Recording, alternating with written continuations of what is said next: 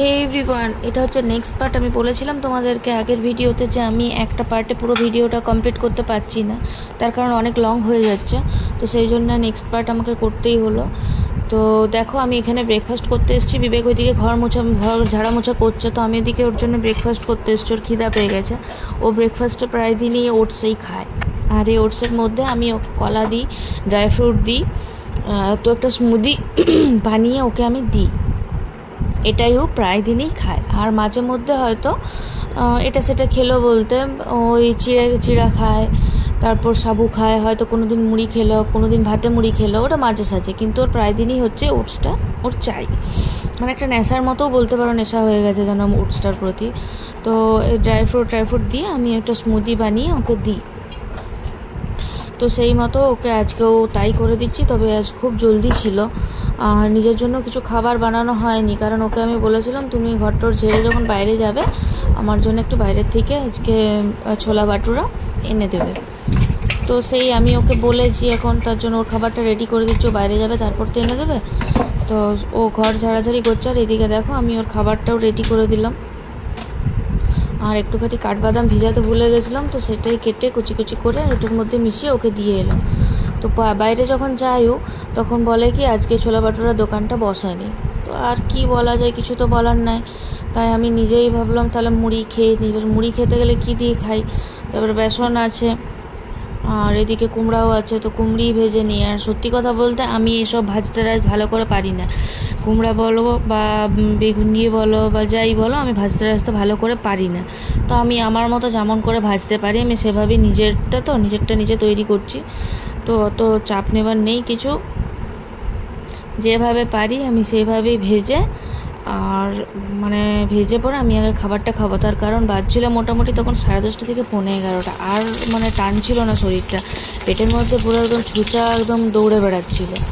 তার মধ্যেখানেও আমি যে পকোড়িগুলো ভাজতে গেছি, বিরাট ব্যাপার।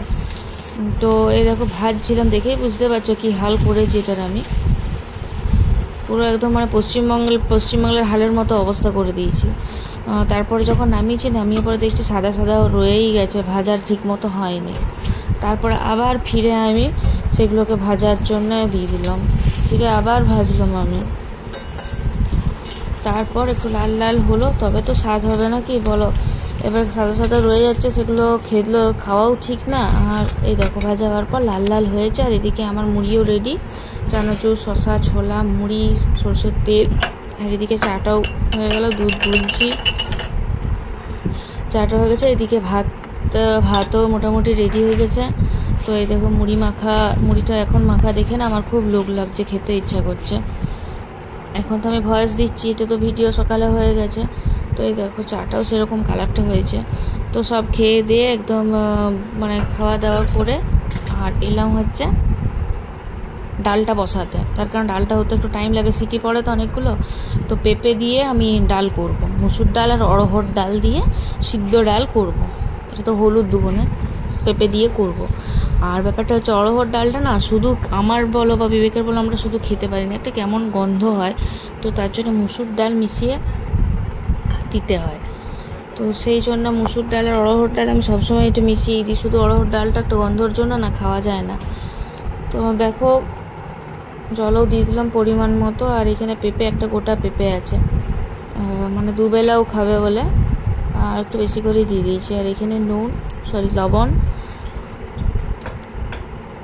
আর একটু সরষের তেল দিলাম। কিন্তু সেই মুহূর্তে আমি কাঁচা লঙ্কাটা দিতে ভুলে গেছি। কাঁচা লঙ্কাটা দিলে না টেস্ট মানে স্বাদটা একটা বেশ সুন্দর আসে। সরষের তেলের সঙ্গে কাঁচা লঙ্কাটা দারুণ মিক্স খায় দিয়ে স্বাদটা খুব সুন্দর হয়, কিন্তু আমি ভুলে গেছিলাম, পরে দিয়েছিলাম যদিও। তারপরে এই যে বসিয়ে দিলাম। আর এইখানে দেখো 4 পিস মাংস ছিল ফ্রিজে। তো সেইটা বললাম 4 পিসটা আমি কার ইয়েতে দেবো, তো সেই জন্য কুটি কুটি করে কাটলাম, কেটে আর এটা ভাজা করব। নুন আর হলুদ মাখিয়ে রাখছি। এটা আলু দিয়ে, পেঁয়াজ দিয়ে, রসুন দিয়ে যেমন করে ভাজা করব। আর এটা খেতে না অনেক সুন্দর লাগে। আর সিদ্ধ ডালের সঙ্গে এই ভাজা চিকেন আলু দিয়ে খেতে এত সুন্দর লাগে কি বলবো, খেয়ে দেখো ভালো লাগবে। তো সেই নুন হলুদ মাখিয়ে রেখে দিলাম। তারপর হচ্ছে কিছু বাসন জড়ো হয়েছিল, তো সিঙ্কে এতগুলো বাসন জড়ো হয়েছে দেখে আমার মাথাটা খারাপ হয়ে যাচ্ছে। আমরা বাসনগুলো আগে ধুয়ে তুলি, তারপরে বাকি সবজিপাতি যা করব তারপরে বাকি কাটবো। তো এই যে ধোয়াও হয়ে গেল, এরপর সবজিপাতি সব কেটে রেডি করে আবার চলে এলাম আমি। এদিকে ডালও আমার সিদ্ধ হয়ে গেছে, আর এই দেখো চাপিয়ে দিলাম রান্না। তো তার মধ্যেখানে ডাল সিদ্ধটা আর একবার খুললাম, খুলে পরে আবার কাঁচা লঙ্কাটা সেই মুহূর্তে দিয়ে আবার ঢাকা দিয়ে রেখে দেবো কিছুক্ষণের জন্য। এবার যতক্ষণ ঠান্ডা হতে থাক, গন্ধটা অন্তত ডালের মধ্যে মনে হয় পুরো হয়ে যাবে। আর আজকে দেখো রান্না করবো হচ্ছে কুমড়া ছোলা দিয়ে পেঁয়াজ দিয়ে ভাজা।